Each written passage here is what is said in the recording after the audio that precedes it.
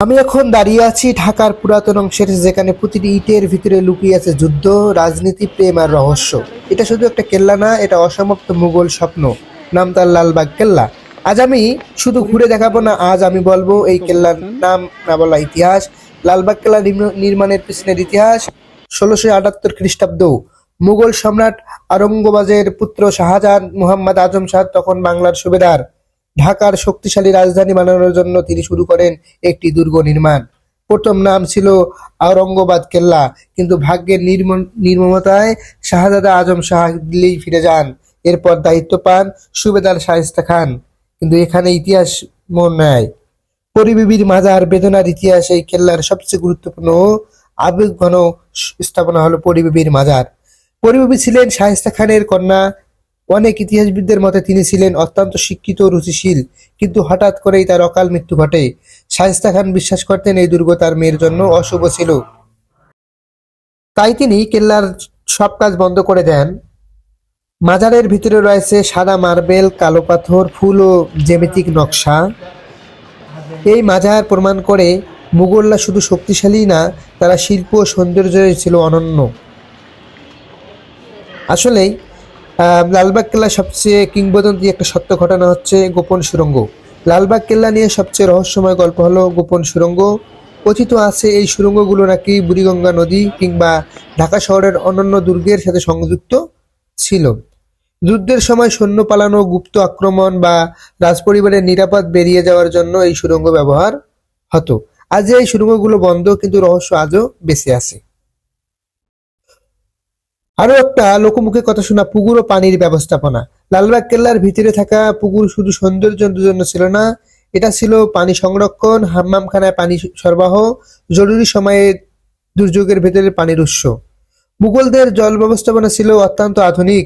ঢাকার মতো জায়গায় এটা ছিল অসাধারণ চিন্তা। হাম্মামখানা, রাজকীয় গোসলখানা। হাম্মামখানা ছিল মুসলমান অভিজাতদের জন্য। এখানে ছিল গরম পানি, ঠান্ডা পানি, বাষ্প স্নানের ব্যবস্থা। মাটির নিচ দিয়ে পানি প্রবাহিত হতো, এটা প্রমাণ করে মুঘলরা স্বাস্থ্য পরিচ্ছন্নতায় কতটা উন্নত ছিল। কামান ও যুদ্ধ প্রতিরক্ষা ব্যবস্থা। কেল্লার দেওয়ালের চারপাশে দেখা যায় গোলাকার উঁচু কাঠামো, যেগুলোকে বলা হয় বুরুজ। এই বুরুজের বসানো হতো কামান, তীরন্দাজ। শত্রু আক্রমণ করলে উপর থেকে গরম তেল, পাথর, গুলি নিক্ষেপ করা হতো। এগুলোই ছিল দুর্গের প্রতিরক্ষার কলাকৌশল। ছাদ বাগান ও পালানোর পথ।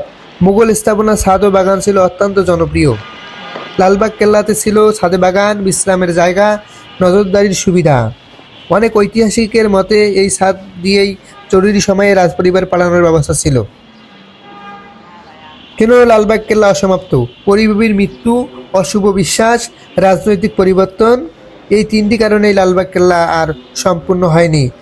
আজ যা দাঁড়িয়ে আছে তা একটি অসমাপ্ত কিন্তু অমূল্য ঐতিহ্য।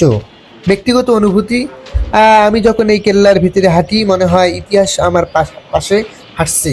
এই জায়গায় শেখায় সব স্বপ্ন পূর্ণ হয় না, কিন্তু ইতিহাস হয়ে যায়। লালবাগ কেল্লা শুধু একটি দর্শনীয় স্থান না, এটা ঢাকার আত্মা।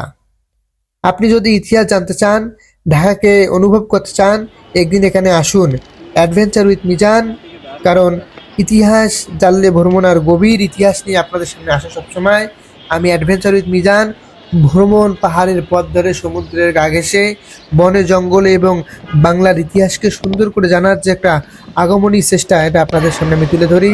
আমি অ্যাডভেঞ্চার উইথ মিজান। আমার সাথে আপনারা থাকুন সবসময়।